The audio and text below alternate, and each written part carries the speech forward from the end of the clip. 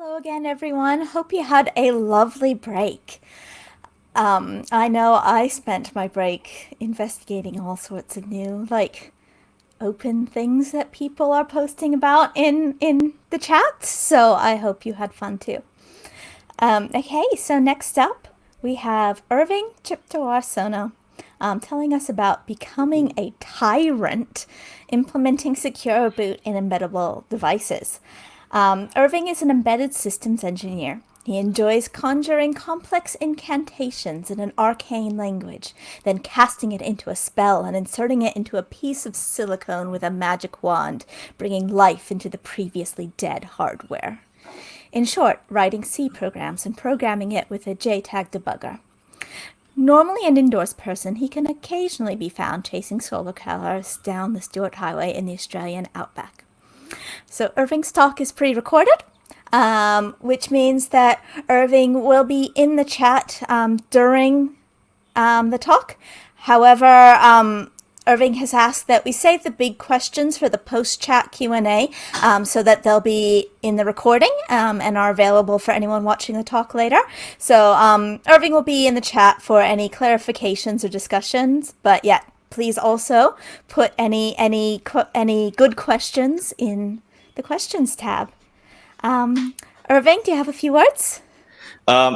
Yes, thank you for attending my first ever LCA talk, and I'd like to thank you, people from Linux Users Victoria, that has encouraged me to submit and gave me some feedback. That's all. Please enjoy my talk.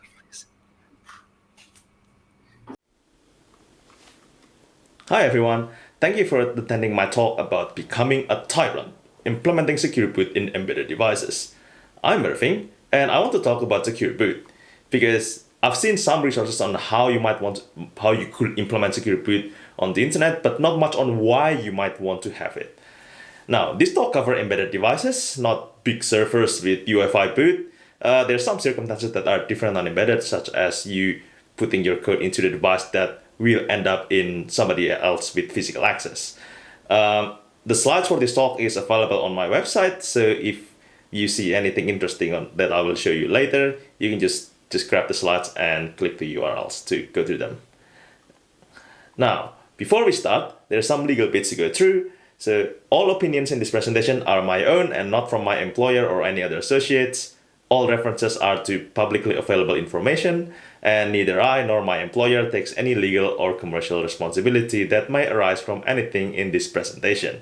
Basically, I am not a lawyer, so you should consult with yours.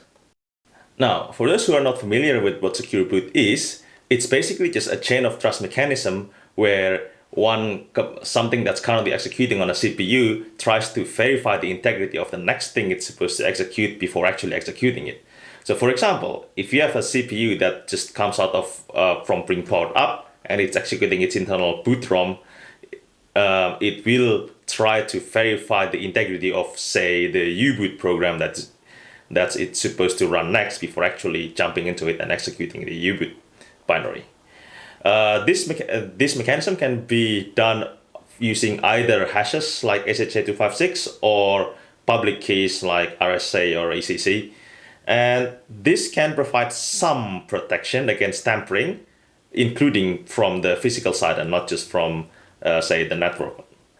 Now, the factor to, obviously, when we talk about anything security, the first thing we'd ask is, what's your threat model? Because this mechanism is basically just a tool, and whoever controls the keys or hashes controls the entire boot process. Now, the scenario that you often encounter is that someone is locking you out from your own hardware, such as if you buy a laptop or a phone that has everything locked and you can't modify all the software in it. But on the other hand, since it's also a tool, it could be you that is locking other people out from the devices that you own.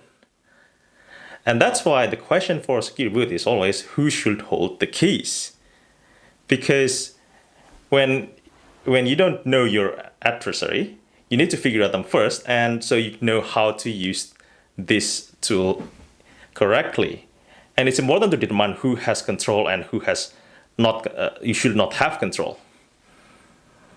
Now, Secure boot is mainly useful for preventing access or modification on the lower level of the boot stack, but it's not necessarily the best tool against attacks from the network. Because if somebody is attacking a system from the network, by the time they gain enough access to tamper with the low-level bits, they usually gain root access anyway, and everything is already open to them. But let's start with hypothetical scenarios. So Alice Computers makes laptops and the software that runs on it. And they want to control the software that the users can run.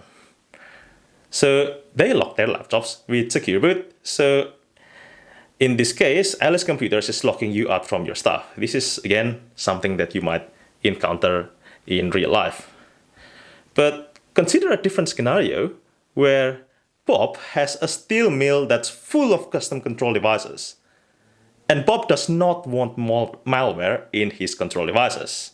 So Bob, being a technically savvy person, implements secure boots to lock his devices inside his steel mill.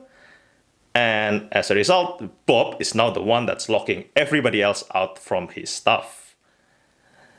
Now let's look at a third scenario. Dave owns a hydroelectric dam, similarly full of control devices, and just like Bob, he does not want malware in his control devices. But unlike Bob, Dave is not tech savvy, so he asks Carol to help him, either probably using a business contract or something else. Now, Carol can add secure boot into Dave's devices and holds the key for him. And the end result is Carol is the one that's locking everybody else out of Dave's stuff, so his stuff can run properly as expected. Now, you might notice that this scenario seems to have something in common, which is that these systems need to be trustworthy. So that's why you might want to use secure boot to tamper-proof them. And when you talk about tamper-proofing and trustworthy systems, the first scenario that might come to your head is obviously anything that requires involving financial transactions, such as ATMs, where if your software in an ATM is getting tampered, they can be used for skimming a customer's credit card, or worse, could be subject to an attack like jackpotting, where they can be told to just dispense the contents. Now, if you're an ATM manufacturer, the last thing you probably want is to see one of your product being dragged on stage by some bloke at black hat and being controlled remotely to dispense cash on its own. And secure boot will probably could help with this scenario. Another similar device are the FPOS terminals that you see on retail shops and supermarkets. They can be reprogrammed to skim and steal card info, or worse, you could play video games on them. And that's what that picture is showing, is that somebody managed to hack one of those systems and put a little racing game on them. Another possible machine is, of course, the pokies or slot machines that probably should work as expected. And of course, your mobile phones that has all your personal and financial data. And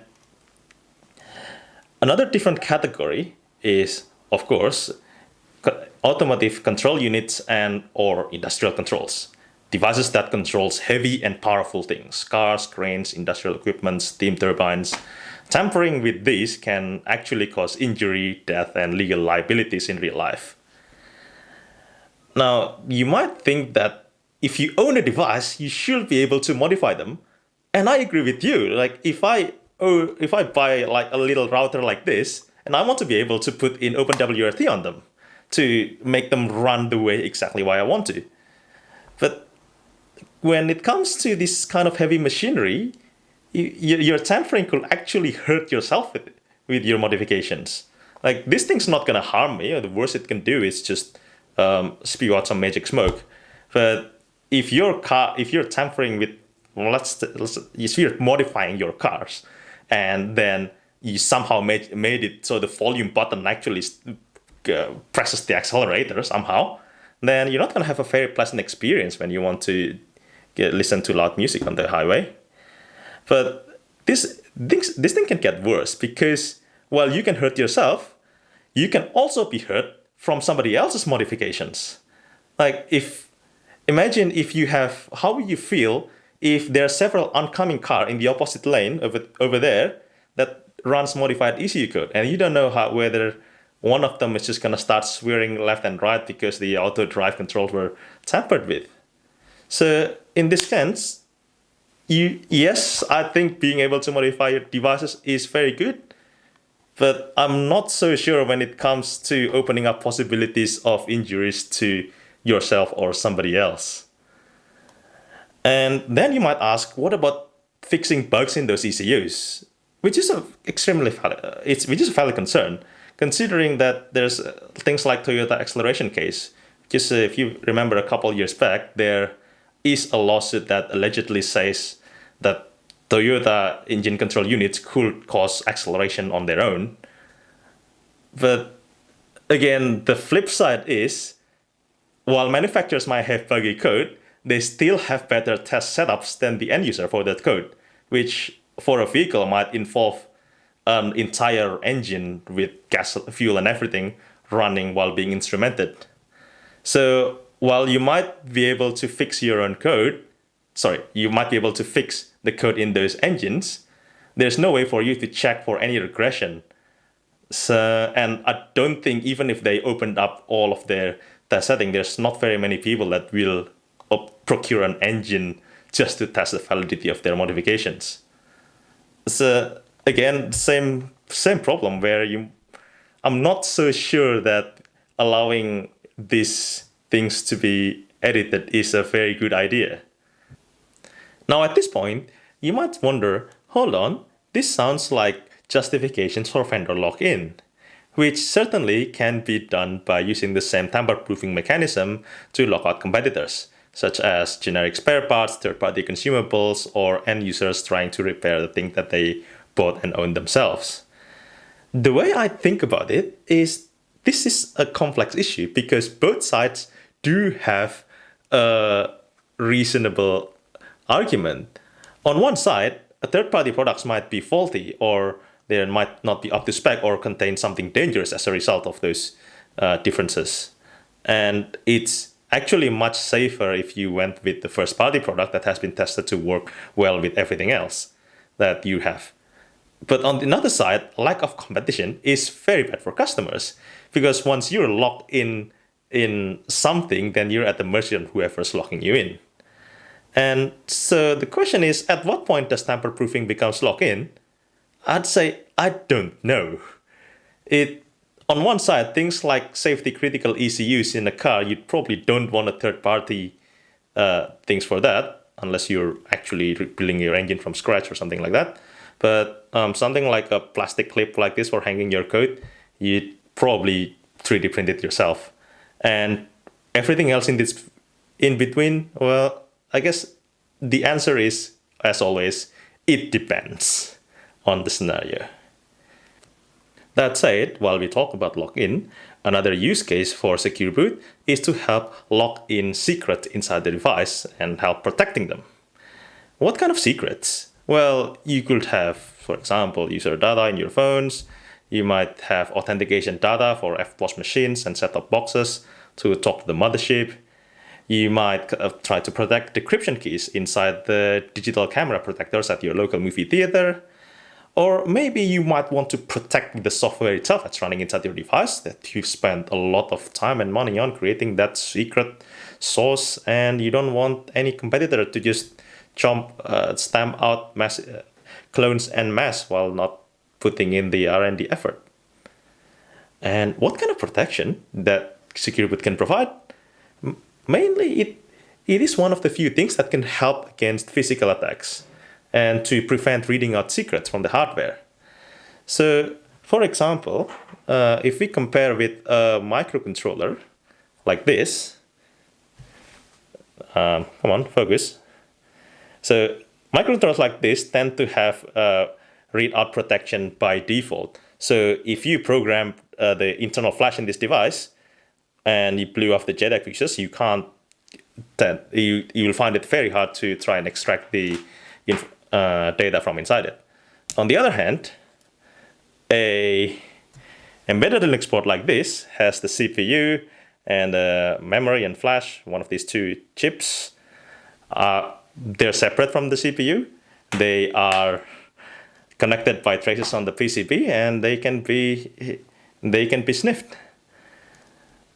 That said, secure boot's not very good for network attacks for the reasons I've explained earlier. And when you're trying to defend against attacks from the network, it's basically an embedded Linux device. It's no different from your servers that are exposed to the internet.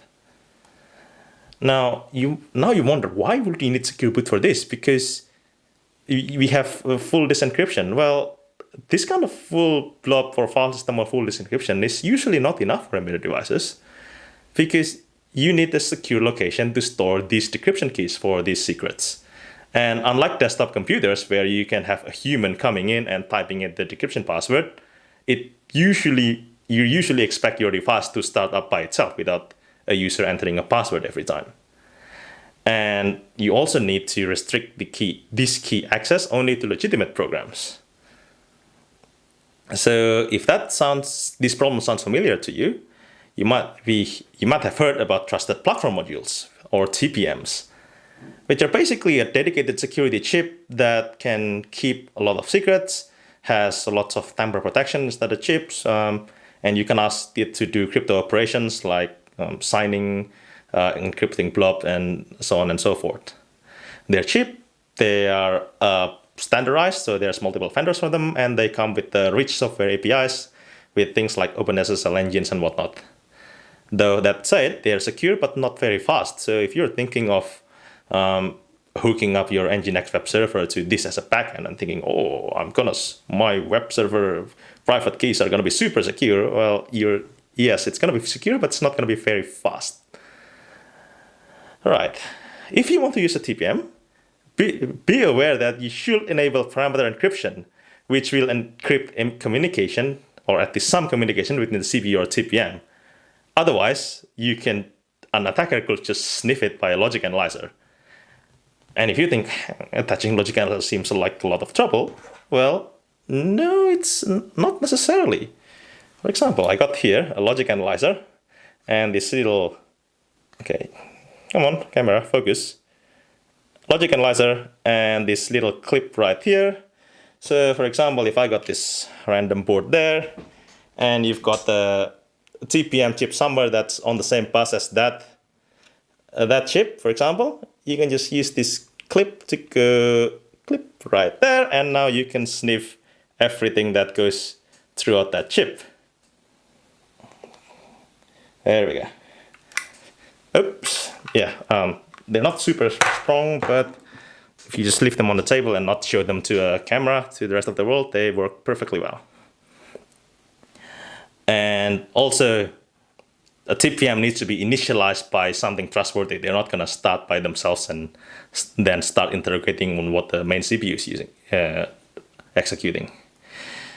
So for example, let's take this scenario. We have encryption with external key storage in TPM or something else, and there's and secure boot is enabled. So now we have a program right there that has been verified, so it's not tampered. It will get the key from the key storage and use it to decrypt the secret, and then it might read the secret and use it to do things. And with secure boot, an attacker can't really tamper with anything here in this sequence. This is all happening inside the main CPU. But if you don't use secure boot, an attacker could tamper with that program that's asking the key from the key storage, and then he'll just decrypt the key into the secret, and instead of using it for normal purposes, he'll just upload it all to the cloud and to the rest of the whole world, which is usually not what you want. Now, while you've seen the advantages, you might want to consider some disadvantages of secure boot as well. First of all, it needs a lot more development resources. You need more engineering time, you need multiple hardware kits because you might burn some of them, and you might need to deal with NDAs and export controls. All of these take resources that you could put towards creating features or getting to market earlier. You also have a risk too of breaking devices, because whenever you have a secure boot operational, you need to tell it to make a decision what happens if you got verification failure. Should it stop working but keep all the secrets safe? Or should it try to continue working maybe in a degraded state, even if it's possibly compromised? This is probably another thing that is application specific, where if you have an FOSS machine, you'd probably want it to die straight away, taking its secret with him. Whereas something that controls some machinery, you'd probably want to get into some sort of safe mode of some sort. Another problem is that it makes it hard to use GPLv3 software, because one of the requirements is that the end user, as in the user that actually is in possession of that device, must be able to modify the GPLv code in the device. Not every code in the device, just the GPLv3 ones. But even then, it seems completely contradictory to secure boot, because the idea is you want to lock everything, prevent this kind of modification from happening in the first place. This does make it harder, but doesn't make it impossible to create products that are containing GPLv3 software while still complying with its licenses. Now, while I said secure boot is helpful against physical attack, it's not foolproof. It does absolutely nothing against logic analyzers like this. You might still attack the CPU might still be attacked by power analysis. The chips in this kind of Linux devices, they might be desoldered, and that might open new attack vectors. So if you really are concerned against physical attacks, you might consider covering everything in epoxy potting compound, or adding tamper detection circuitry, so that if the shell of the device is open, you just wipe everything, all the secrets are gone. And lastly, things have security bugs, and they can be in software or in the hardware or in the boot ROMs or even in the TPM chip. And these bugs can be impossible to patch, especially if they're in hardware. So you might have put all this effort into securing and locking down your device, and then one CVE later, your adversary could have found a way in. Now, after weighing the pros and cons, you might decide that yes, you would like to become a tyrant and to implement secure boot on your devices. Well, I have some tips for you. First, when you're looking at the hardware stage, secure boot is always vendor specific on the very first stage, because the boot ROMs are all different on different chips. So start with the vendor instructions and then modify it after you've gotten something up and working. I'd recommend you getting multiple hardware kits, because you'll need to burn the E fuses on at least one of them, and you might want to test a different signed build. So you might get 2 devices like this, with one that's not modified and one that has the E fuses burned and will verify code, and you might want to test how the code behavior is different on both of them. And you might also brick some of these devices if you're programming them incorrectly, so be prepared to lose some, and hopefully you'd lose none. JTAG exists, please remember that, so make sure the JTAG fuses are also blown off. And while you're dealing with hardware, you might also as well look at if there's any hardware supported mechanism for encrypting secrets. SOMs might have these mechanisms, otherwise you might consider adding a TPM into your product. The second stage, where you start dealing with bootloaders, on ARM system this is usually U-boot, and you might involve TFA or OptE, which are the ARM trust zone stuff. If you're using U-boot, I recommend using FitImage. It's very convenient because it verifies the kernel, devicery, and init driver fast together in one go, and it's not hardware or vendor specific, so you can reuse the effort you have used on one device on another device if they're using different chips. That said, you might want to disable the environment import and console, because they can be used to override the boot scripts, which then can be used to tamper with your boot process. Now, once you got to the init and rootfs, this is where you start dealing with the encrypt, the verity or integrity, which is for encrypting or verifying file systems. Well, not exactly file systems, they're block devices that sits under the file systems. You might mix and match them depending on how your device memory is, what kind of memory is present on your devices. Be aware that the verity implies that you have a read-only partition. And once we go through that stage, once the init starts, then you're back in familiar territory on how to secure Linux systems. Now, when you're at build time, as in the OS build time, there's lots of signing that could have been done then. And so if you're doing build time signing, keep the keys secure on your build machines. You might want to use separate sets of development and production keys to keep the secure boot process always on, even on R&D devices. They'll get a lot more stress test that way.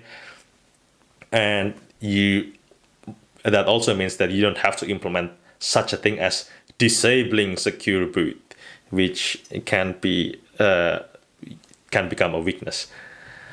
And if your SOM has a real-time coprocessor, like a single Cortex M4 that's used for real-time operations, don't forget that those processors could also access main memory to some extent. So make sure that the binaries that are running in those cores are covered in your secure boot process. Now, when you're implementing your firmware update mechanism, you really should use signed images to prevent anyone inserting random code. Like, you've gone through all this effort to secure your boot chain, and surely you don't leave the front door wide open. And while with signed images, make sure that the public key is secured by your secure boot process. So you've got an entire chain of verification all the way from the hardware to your firmware updates. If you encrypt those images, you'd also need somewhere secure inside the device to store the keys that will be used to decrypt them. When it comes to time to mass manufacture your device, be aware that locking the software or some interfaces could limit your flexibility when it comes to designing your manufacturing process. For example, if you need JTAG to check the connections between some chips on your board, be aware that you need to test this before locking the software and the JTAG interface, because you can't do it otherwise. And on the other hand, you might find that it's slightly safer to generate private keys inside the device after you lock the device. So with that in mind, I would highly recommend designing your mass manufacturing process early, or roughly around the time when the secure boot process is also designed. One thing that makes it easier is if you have a trusted environment in your factory, whether it's you got some trusted staff, network, or just a dedicated section, because that reduces the number of threat vectors that you'd have to deal with. Lastly, if you happen to use SOMs like this, system on modules, now you might get some extra flexibility because this thing allows you to use a separate programming hardware and versus the real hardware. So you might do your mass programming on these SOMs in one go, and then test the real hardware separately, and then just combine the two later in a different step. And lastly, with GPLv3 restrictions, there's two approaches that I'm aware of. There could be more. One is to ban GPLv3 in your device and only use old GPLv2 versions. But of course, you're missing out on the latest and greatest features and security fixes on things like Bash, Core Utils, Star, GB server, and tracing mechanisms. You might get away with using alternatives with PCBox or C Shell, or maybe just by ensuring that nothing really uses them so that they can't do much harm. Alternatively, you might allow updating the GPLv3 codes for people that want it. So you might provide an option for disabling secure boot and turn the device into some sort of dev-kit mode that self-erases the secret keys and whatnot. Now, if you want to dig deeper, then I have a few things that I can recommend to you, which hopefully saves you some digging around in Google and whatnot. I'm just going to gloss over them quickly because then you can check them out for yourself from once you got the slides. So if you happen to do secure boot on NXP IMX 6 or 7 platform, there's this talk that I would highly recommend you to watch. And of course, the official application notes are very useful. If you're dealing with verified boot with U-boot, in addition to the official documentation in the Git repositories, these two presentations could help you understand how it works and how to implement it. If you're thinking of including GPLv3 in embedded, I would highly recommend this presentation because it covers exactly this topic and even covers some automotive use cases. Now, if you're curious about the ATM or FOSS attacks that I showed you earlier, you can check out these videos and possibly even more in the Black Hat/DEF CON conference past talks. If you want to find out more about TPMs, there's a TPM tutorial from Google called TPM.js. No, it's not a TPM implementation in JavaScript. There's also a book, which happens to be free actually, that you can read about. And the TPM2 software community has a lot of useful links as well. And lastly, if you want some real-world examples of the security incidents, there's an excellent talk from Ars Technica about bypassing security in a laptop that has a TPM enabled. There's the book about Stuxnet that is a highly recommended read. And there's also the expert witness reports in the Toyota acceleration case, if you are interested in an analysis of the software that runs in this kind of industrial/automotive environment. And if you're interested in some relevant CVEs, there's one that affects the boot drum in NXP IMX chips. There's another one that affects the Infineon chips, such as their TPMs and security smart cards. And there's also a software one that's affecting secure boot in U-boot. And that is the end of the talk. Thank you very much for watching, and hopefully I have given you enough resources so that you too could become a tyrant. Thank you very much. Irving, that was beautifully put together, as is your laurels, which you have earned. Thank you. So we have a few questions. The top question at the moment is, are there any Raspberry Pi class and price devices that support secure boot and TPM? Okay, good question. I'd say instead of looking at the devices, look into the chips that are used in those devices. The ones that I knew do support it and are relatively well documented are from using NXP's IMX 6, 7, or 8. For TPMs, you can actually buy little TPM modules that just plugs into a Raspberry Pi. I mean, it's not soldered in, but if you want to play around, that works perfectly well. Great. Next question. Where do you get the clips that intercept the chip pins for the logic analyzer? That one comes from, I believe, Element 14, or RS Components. DigiKey probably have them as well. They're made by Pomona Electronics. P-O, Papa, Oscar, Mike, Oscar, November, Alpha, Pomona. You're much better at remembering that alphabet quickly than I am.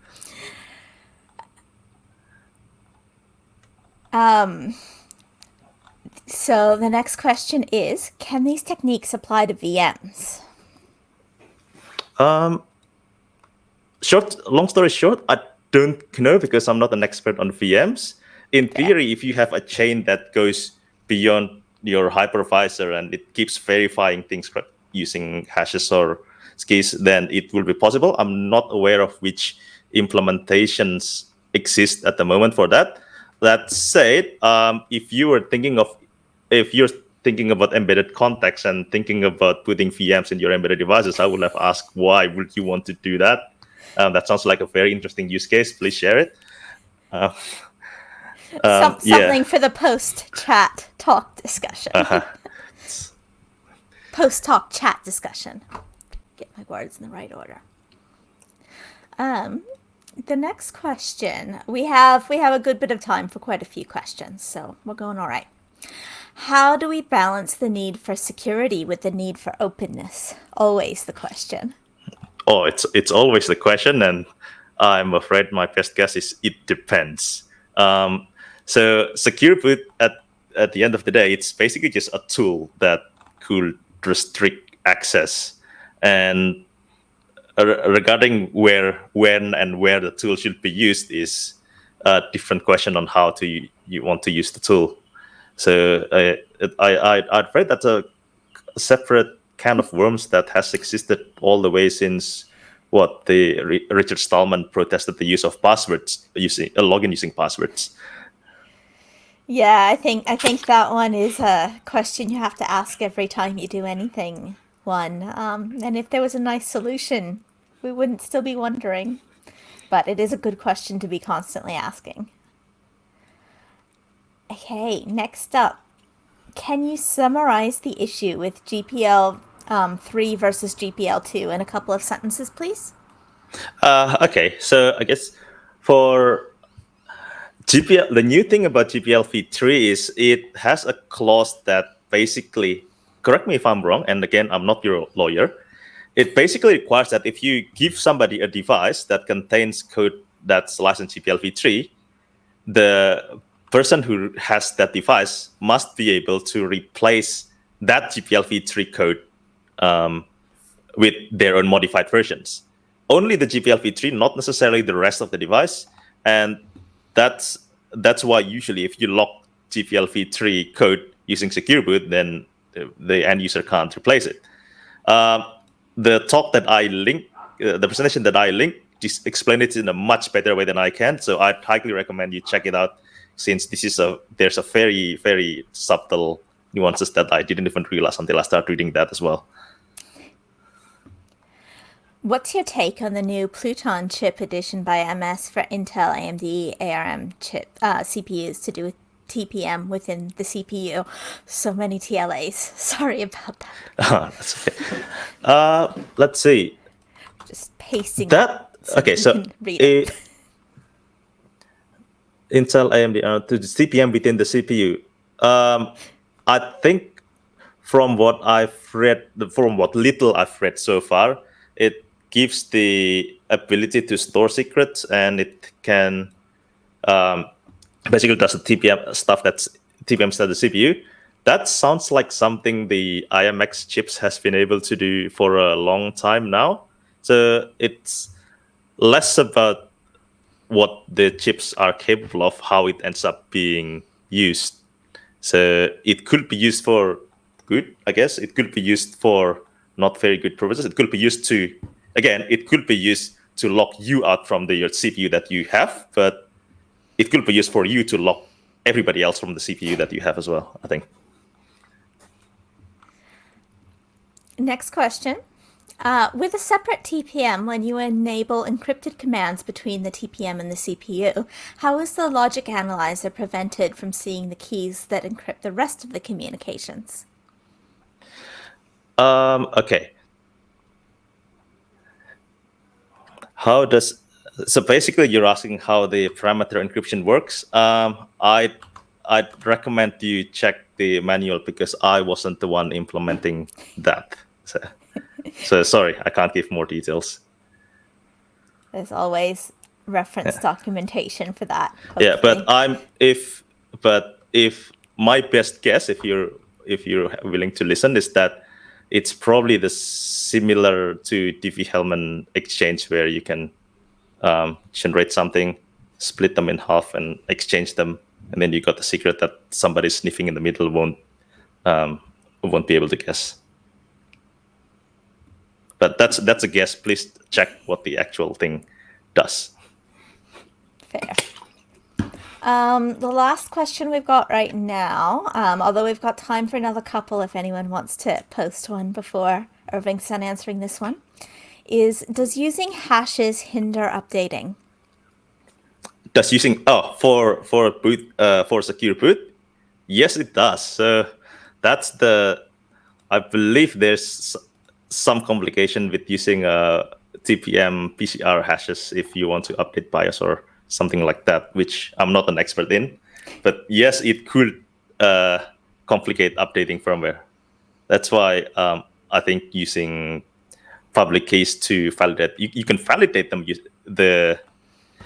You can validate the next component using hashes, and then you just verify that the hash matches the signatures.